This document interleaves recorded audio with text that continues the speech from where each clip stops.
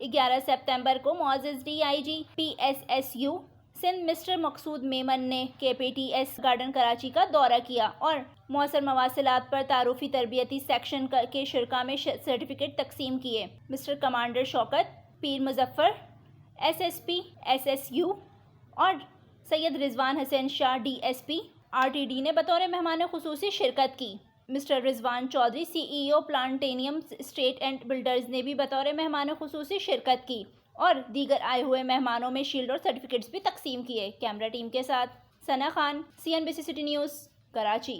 इस वीडियो को लाइक करें, हमारे चैनल को सब्सक्राइब कर बेल आइकन जरूर प्रेस करें। हमारी न्यू वीडियो सबसे पहले देखें।